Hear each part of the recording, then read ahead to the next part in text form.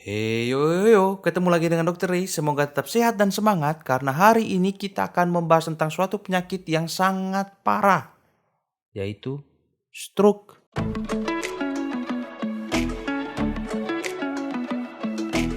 Otak kita itu, otak yang ada dalam kepala kita ini mendapatkan makanan dari pembuluh darah yang mensuplai daerah tersebut. Darah itu langsung dipompa dari jantung lewat pembuluh darah lalu sampai ke otak kita. Stroke sebenarnya adalah keadaan otak yang tidak mendapatkan makan, menjadi lemes dan mati sehingga kehilangan fungsinya sebagai otak. Nah, proses kejadian itu ada dua.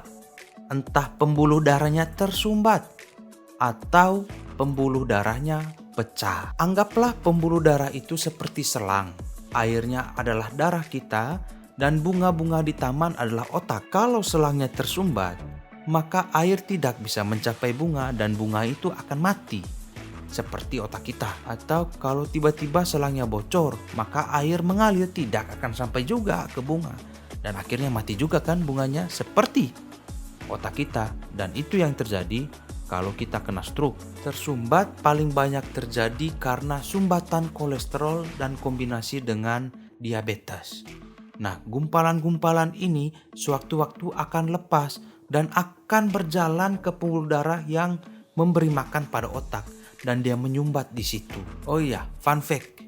Semakin jauh pembuluh darah dari jantung, maka pembuluh darah akan semakin kecil sehingga pembuluh darah yang di otak mungkin di sini dia tidak tersumbat kalau ada gumpalan itu, tapi begitu dia naik ke otak yang pembuluh darahnya lebih kecil, maka sumbatan bisa terjadi. Kalau stroke karena pecah pembuluh darahnya biasanya karena tekanan darah yang tinggi sekali dan naiknya itu mendadak sehingga pembuluh darahnya pecah. Gejala dari stroke tergantung di mana tempat penyumbatan atau pecah itu terjadi.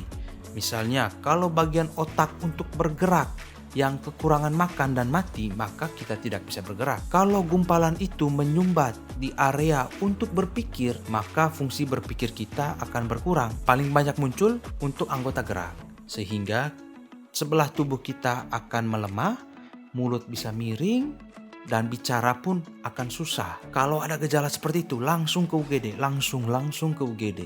Jangan main-main lagi, harus tunggu ini. Langsung ke UGD. Oke, bisa juga pingsan, nyeri kepala hebat, muntah-muntah, dan berbagai macam hal yang lain. Maka lebih baik lagi kita mencegahnya supaya tidak terjadi. Karena kalau sudah mengalami stroke, maka pengobatan akan susah. Beraktivitas kembali akan lebih susah lagi. Sehingga dari sekarang kita harus olahraga teratur, makan seimbang, istirahat cukup, hindari stres. 4 ini kunci kesehatan kita. Jangan sampai di masa muda kita sia-siakan dan akhirnya pada usia lanjut nanti kita akan panen hal-hal yang buruk. Oke? Itu saja obrolan untuk hari ini. Jangan lupa bagi ke teman-teman yang butuh ilmu ini. Jangan lupa subscribe untuk channel ini dan jangan lupa tetap sehat, tetap semangat.